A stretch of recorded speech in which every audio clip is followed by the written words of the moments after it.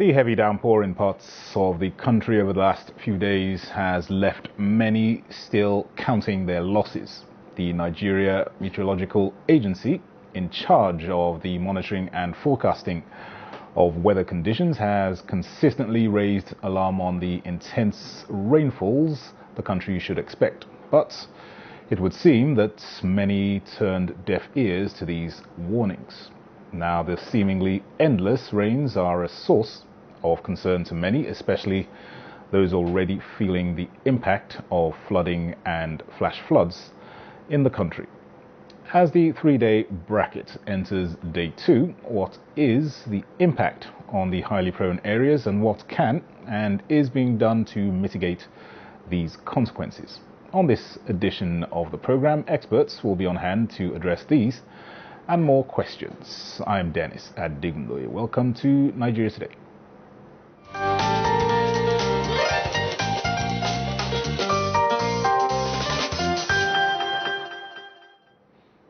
All right, with me to discuss NIMET intense rainfalls, flooding, is the Director General, Nigeria Hydrological Services Agency, NIHSA, Engineer Clement Nze. It's good to have you once again on Nigeria Today, sir. Thank you. It's my pleasure to be here. And also joining us here in the studio, we have the Director General of the Nigerian Meteorological Agency, NIMET, Professor Mansur Matazu. Welcome also to the program, sir. Thank you so much for this opportunity, and good evening, Nigeria. All right, let me come to you first, Prof. NIMET has consistently predicted 3 days of intense rainfalls and flash floodings. We're entering the second day of these consistent and persistent rains. Just give us your assessment of the situation so far. Thank you so much. As you rightly indicated, we have cascaded our seasonal rainfall prediction to subseasonal updates, and within this subseasonal updates, we have reduced it to 72 hours. That is 3 days updates. And in this update, we have made this focus since on Monday that Nigerians expect a heavy downpour, especially in the northern parts of the country, including north central states of FCT, parts of Niger, parts of Kaduna, Katsina, Bauchi, and of course the northeastern pockets of Yobe and Maiduguri. That's Borno State. So true to the forecast, this we have witnessed in the last 48 hours, that is in the last 2 days, heavy downpour in some of our stations. It even gave us a serious concern, like for Taraba in Jalingo, we've seen over 200 millimeter of rain in a single day. Wow. And this amount is 1 over 4 of the total amount that area received per annum. And this just happened in less than 10 hours. And this has really massively generated a lot of flash floods with inundation and erosion. And we have seen witnesses of the erosion, or especially infrastructure such as roads, farmlands. Many communities were submerged, especially low-lying communities within the floodplain. So we have downscale our focus to impact base. We've gone beyond forecasting that it's going to rain in Kaduna or Katsina or parts of Lagos, but we are giving and quantifying the amount of the rain, and also telling Nigerians of what the rain will do. So the most important thing here is compliance and response. Thank you so much. And in view of this information that you are churning out to these high-risk areas and the citizens within them, how would you assess how Nigerians there have reacted with regarding prevention and how to protect themselves? Fairly good, but still there's room for improvement, especially when you look at the value chain of forecasting, especially high impact weather like rainfall and which leads to flood. We have 3 categories. That is, we have the case of NIMET, who we produce the forecast, and also NIHSA, which also complements in giving the hydrological component. So all of us are producers. And then this now cascade down to enablers. So we have enabling MDAs such as NEMA, Ministries of Water Resources, National Orientation Agency, of course including NTA and other media organizations, who now help us to relay this information to the real users at the community level. So especially areas of high risk of low-lying areas, floodplain areas, we've already interacted with all these MDAs and gave these highly probable areas, especially as enshrined by NIHSA. And of course also our update now keeps some alert and gives some early warning within 3 days that can help people really respond. So the response generally within the country is fairly good, but we need to do more. What we've realized that people have this affinity of their own environment, and they tend to find it very difficult to move, even in times of danger. And this is causing a lot of damages. This is causing, exposing a lot of risks. So many people died in Bauchi State, and it is a thing of concern, especially for us to see that people respond to this, our advisories very well. So there's still room for improvement, especially down the ladder for people on the street, both in the urban and the rural areas. Especially we are seeing that this impact, especially with the inducement of climate change, is becoming more intensive. We are witnessing this year in Nigeria a never experienced scenarios with regards to extreme events. Katsina Station, station in Makodi, our station in Jalungu, have recorded an extreme event that has never occurred in the last 100 years. Wow. So, and that is really making a very strong impact around the environment. And more so these flood waters, as I'm sure my brother, Engineer Clement, will explain more. All this water would now go down to the southern parts of the country in the next few days. Sure. And this is also another thing of concern. Yeah, certainly a cause for concern. All right, let me bring in Engineer Clement Inze, the DG Nigeria Hydrological Services Agency, NIHSA. You heard all those comments from the DG NIMET. As against what we discussed last year about these flash floods and flooding generally, would you say that we've made progress? Is there obviously there is room for improvements, but how much progress would you say has been made since last year? Thank you so much. Yes, my brother had mentioned about the level of response, and also adding that there is still room for improvement. When you look at the level of warnings that goes out from these two major forecasting agencies, vis-a-vis the losses, damages that are associated with the floods, you could say to some extent that it's not commensurate. Warnings are being given early enough by the two agencies, even proffering solutions, what could be done, and then sending these messages, predictions, implications of the weather to the relevant government levels of government, especially the state levels and communities or local government areas. But at the end of the day, we record a lot of damages. Human life is quite sacrosanct. Like what happened in, but I think about 13 lives were lost. You know, if you come to the issue of agricultural lands or farmlands that were inundated or submerged, I think somewhere in Niger State or so, or Kwara, the road that was cut completely, bridge that collapsed. It also happened in Bauchi. So it's quite colossal. It does seem that not enough action is being taken when early warning is given. But we are believing strongly that with the level of awareness, both in terms of using various media to communicate, and also in terms of the damages, socio-economic losses, I believe that with the time, state governments, even individuals as well, will be able to pay heed to our prediction.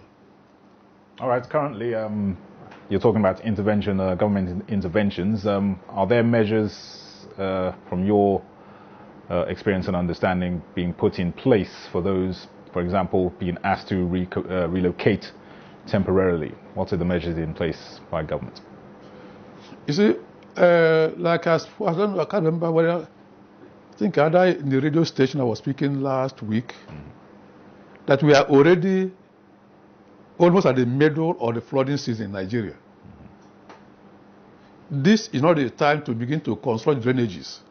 Like I listened about a week ago, one of the state governors was giving ultimatum to a contractor to ensure that he completes the drainage projects in the state capital or one of the major cities in that state. So I said to myself, it's like, and that is in the southern part of Nigeria, Niger Delta. Why are these actions not being taken, or why we are not taken during the period of late November, December, January, February, March? The time the flooding had not commenced.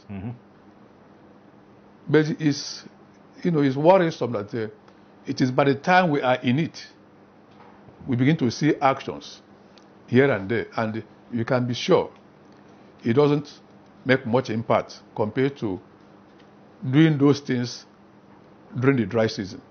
Definitely, that's a very critical point you made there, the timing of these construction activities. All right, let me bring Prof back in. Last year, the flooding affected a whole lot of activities, farming included. In your predictions, are we expecting similar scenarios this year, and what should people be doing right now?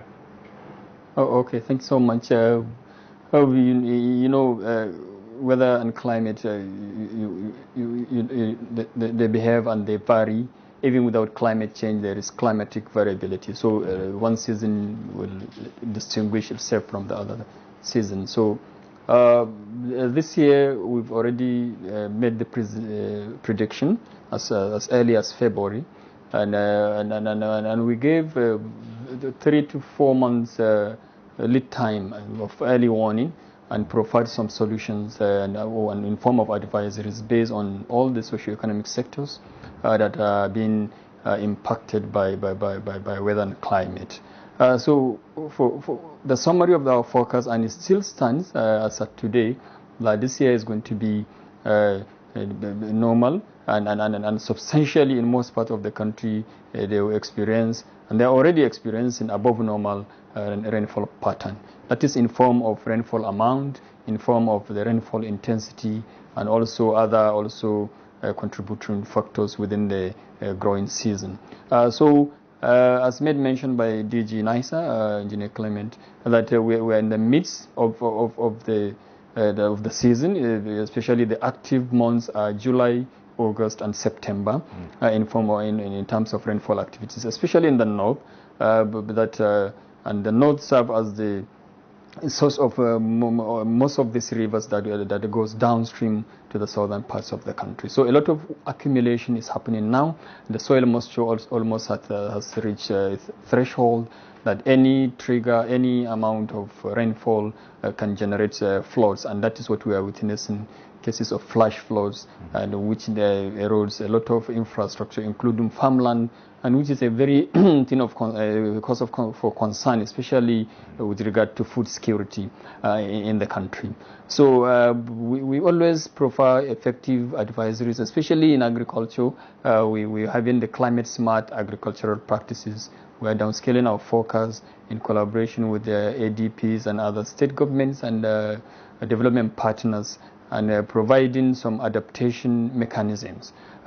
Because especially in this era of climate change, we're going to be witnessing extreme events, and we are not experiencing this in isolation. Many parts of Europe, many parts of Asia, and including parts of America are experiencing extreme events for this year, even in form of forest fire as a result of the fires at times triggered by thunderstorms and lightning within the forest. So But in all our activities, we collaborate with the enablers, that is all the MDAs, relevant MDAs, and we provide advisories that we need to comply and take and heed to these advices. And more so, we have realized over the years, it's very much cheaper to comply than wait for damage or the flood or other high impact disaster to happen, and then to provide palliatives. And from our own computation, we realize that when you spend 1,000 naira to provide early warning information or system package early warning, is cheaper than even to intervene after the occurrence of the disasters. And when you spend 1,000 naira in Nigeria, you are saving 8,000, and that 8,000 will come in form of provision of relief materials, relocation, reconstruction, and rehabilitation, which is very expensive. Very expensive. So it's the only missing link I think that exists presently is effective collaboration, especially vertical effective collaboration. In this sense, I mean collaboration between state governments and various local governments with the federal government parasocial. At the federal level, we are doing extremely pretty well, where we collaborate with all the relevant MDAs, but the main users, they live in the various communities. So we always call on the state governments, especially the governors, and the other relevant also organizations to now approach this, our organization. Our doors are always open. We can develop a tailor-made focus and downscale to state level with some, in collaboration with all the state government, we provide some solutions and in form of advisories so that we mitigate and also adapt to these extreme events. Definitely. Prevention, as you're saying, is better than cure, certainly cheaper. All right, you're on to Nigeria Today. We'll be taking a break now. Do stay with us. We'll be right back.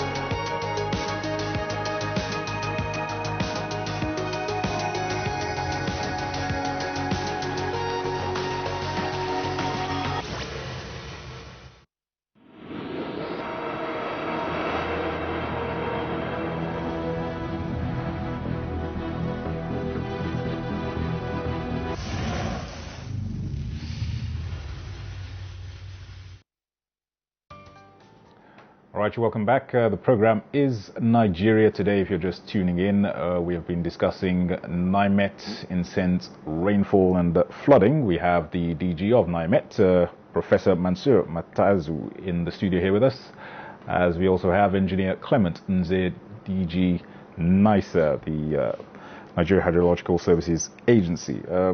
Engineer Clement, let me just pick up on the points just before we took our break. From Prof. Mansour, when he's talking about effective collaboration between state governments and local governments. This goes to the core, the heart of the matter, doesn't it?